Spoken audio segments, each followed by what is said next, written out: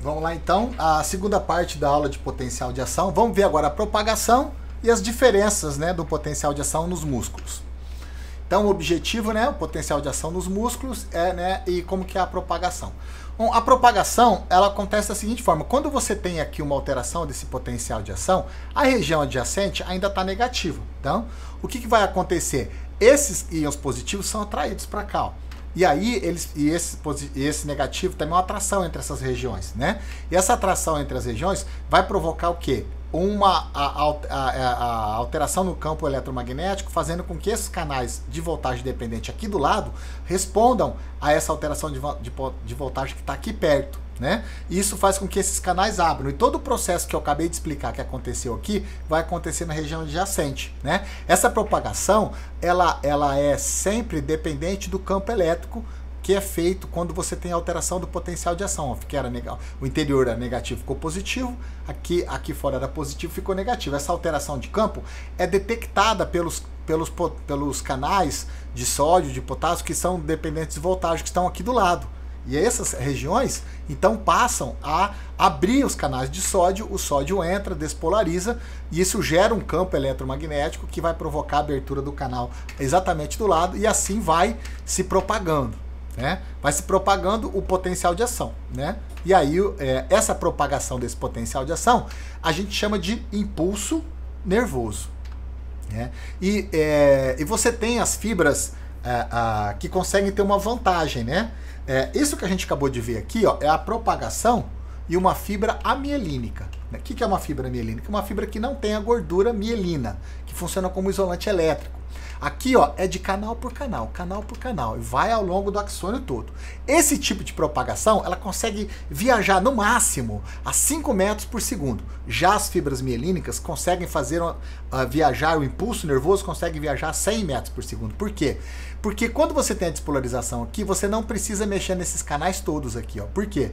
Porque eles estão, na verdade, com isolamento elétrico. Então essa alteração do campo elétrico aqui não é transmitida para os canais que estão aqui, porque eles estão envoltos por essa gordura aqui, ó, que é chamada de mielina, né? E você tem pontos em que não tem a mielina, tá vendo? A mielina é essa parte amarela. Aqui, ó, não tem, então é chamado nódulo de Hanver. Nesse ponto aqui, uma despolarização gera um campo eletromagnético. Esse campo eletromagnético vai viajando aqui, ó, né, na velocidade da luz, porque o campo eletromagnético se desloca na velocidade da luz, à medida que ele é formado, né, e ele alcança esses canais aqui de sódio dependente de voltagem. Mas por que esses do meio ele não pega? Porque eles estão isolados, eles estão envoltos por mielina, entendeu? Então esse campo eletromagnético desencadeia a abertura desse canal aqui, com a velocidade muito rápida. E aqui outro. Então você tem a chamada condução saltatória. Isso faz com que o impulso nervoso consiga viajar 20 vezes mais rápido. Em vez de 5, ele vai para 100 metros por segundo. Ok? Então é chamado condução saltatória entre os nódulos de Hanver, certo? Agora vamos ver aqui o impulso nervoso no músculo esquelético. Bom, no músculo esquelético não tem segredo, porque vai se processar da mesma forma que no músculo, aqui no nervo, que a gente acabou de ver até agora, né? Todos os processos que a gente viu até agora de potencial de ação e propagação dele nos nervos acontece da mesma forma para os músculos, né? Mas não para o músculo cardíaco. Olha como é que é o músculo cardíaco. Você não tem um pico, você tem aqui, ó, um platô. O que explica esse platô? Vamos estudar ele por partes, ó. Lembra que durava 1 milissegundo? Aqui dura 250 milissegundos. Então, o potencial de ação no músculo cardíaco, ele tem um comportamento muito diferente. Vamos entender por quê. Veja, você tem primeiro a despolarização. A despolarização é idêntica à do que acontece no nervo. Abre o canal de sódio, dependente de voltagem, o sódio entra na célula e a voltagem, que era negativa, salta para valores positivos. E aí, quando chega no mais 35, começa um pequeno período de repolarização. Aqui também é idêntico. O canal de inativação do sódio fecha, o sódio fica preso dentro da célula, o canal para potássio abre e começa a ter um efluxo de potássio, a potencial começa a descer. E por que para? O que interrompe e gera esse platô aqui? A abertura de um novo canal. Chegou um personagem novo aqui no coração. Que personagem é esse? Né? É o canal de cálcio, que gera esse platô aqui, chamado de número 2, ó, gera esse platô. Por quê? Porque ele abre canal de cálcio e o cálcio entra.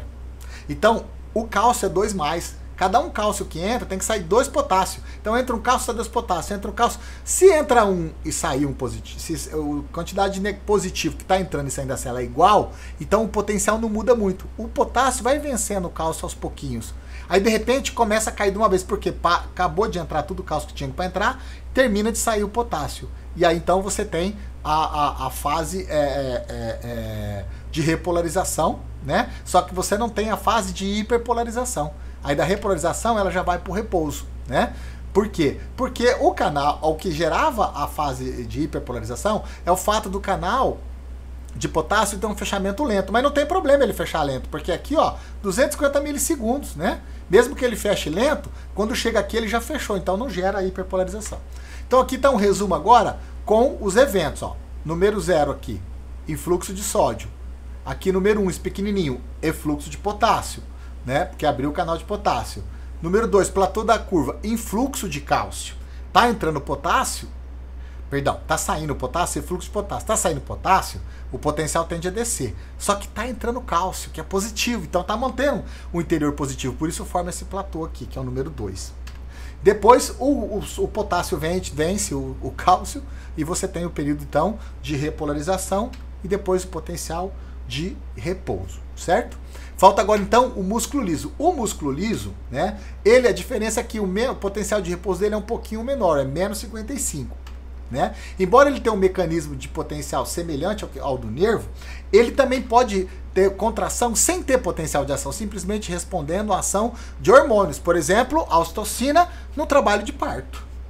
Né? E é isso aí, pessoal.